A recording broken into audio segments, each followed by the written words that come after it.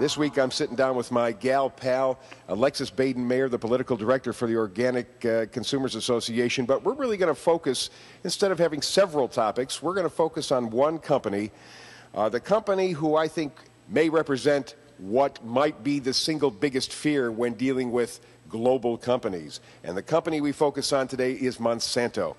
Alexis, thank you for joining me today. I appreciate it. Oh, my pleasure, Dr. Steve. Great to speak with you. We have three areas that we're going to cover when talking about Monsanto. The first thing is a story from the Associated Press. They have uncovered something? That's right. They've been looking into Monsanto's seed monopoly in advance of a Justice Department probe into antitrust issues within agribusiness. Now, Monsanto is public company number one when it comes to monopolizing the seed business. The AP estimates that they actually control as much as 90% of seed genetics. Wow. Yeah, that's a scary thought. And the business practice that they've used to gain this type of control is, one, patenting life, deciding that they own the seed genetics that have been cultivated over the last 10,000 years by farmers. And they've been able to come up with legal strategies that allow them to patent life and protect those patents. And then the other thing they do, they just buy up all the big seed companies and little ones, anything that they can get their hands on. In the last few years, they've bought almost 25 companies. So now they own 90% of the market. And, you know, there are obvious antitrust issues related to that because they've got us all by the short hairs, if you will, when it comes to the price. They can just raise prices on farmers and raise prices on food anytime they want because they control it all. But the issue that organic consumers are very concerned about is what kind of seeds they're going to actually put onto the market. So they own 90% of the seed stock, but they're only putting a tiny fraction of that into the market.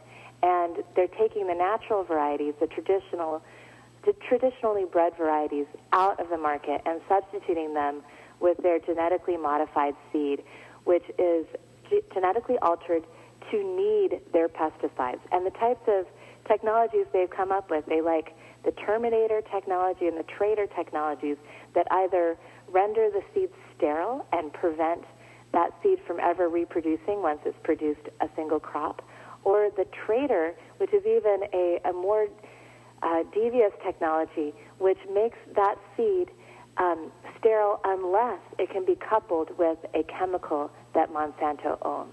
Boy, it's amazing. I see three strikes already. One, it's, of course, eliminating competition. With competition, you just get a better product, period. Two, monoculturing. Monsanto is setting us up for some sort of tremendous apocalyptic disaster in terms of food and food productions, let alone what they're doing to the quality of the food and the price of the food and all of that. So that's three strikes, Monsanto's out. And to prove it, I guess, Alexis, was it in Copenhagen this week that they won an award, so to speak? Not an award you would want to get, but they were picked for an award, supposedly? That's right. Monsanto won the Angry Mermaid Award.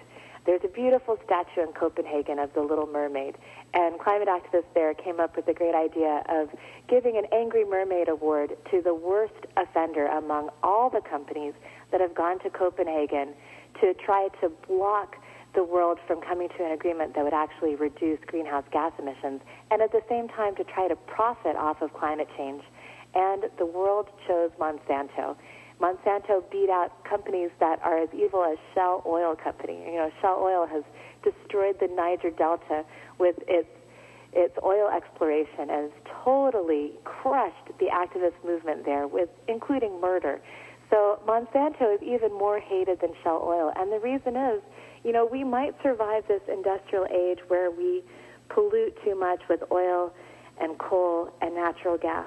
But we won't get past this industrial age unless we have seeds for the future. You know, this is the building block of life. We need seeds to make the food that we're going to live off of.